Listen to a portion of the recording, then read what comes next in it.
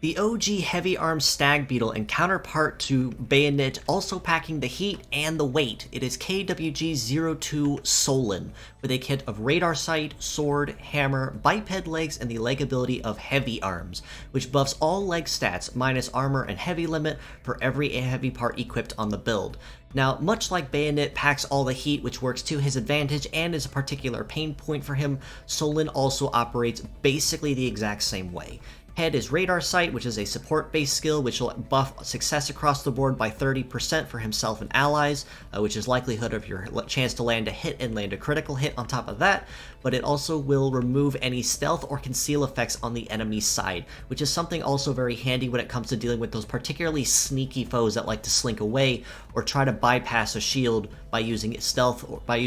to get past it. Sword is a very basic and conventional melee attack you can never go wrong with, so very basic damage with no major drawback. Hammer is a standard melee attack as well, but it is an AoE, meaning that it will deal damage to all 4 parts evenly, or however many parts there are active, it will split the damage evenly among them. Legs are biped with the leg ability of heavy arms as mentioned, meaning that because he is triple heavy, he can make use of his leg ability of heavy arms very efficiently and very easily. So even though his base speed caps at about 512 or so when fully capped, if you factor in the extra 10% or so that the heavy arms ability is granting per heavy part equipped, realistically, at base, he'd probably be looking closer to about the low to mid 600s for his capped mobility before terrain compatibility, which, much like in Bayonit's case, albeit slightly faster, Solin can make use of it and capitalize on that extra weight very easily. Unfortunately, that also is a very big pain point for him, as also like Bayonit, it does subject him to a very nasty heavy punish to anyone that is using Break or Break Hammer, or anyone that is using a gravity-based attribute attack. In cases like this, God Emperor or Gokudo or even Imagine Kaiser with Wide Break will very quickly and very easily cripple him in 1 to 2 hits, if not outright kill him in said 1 to 2 hits.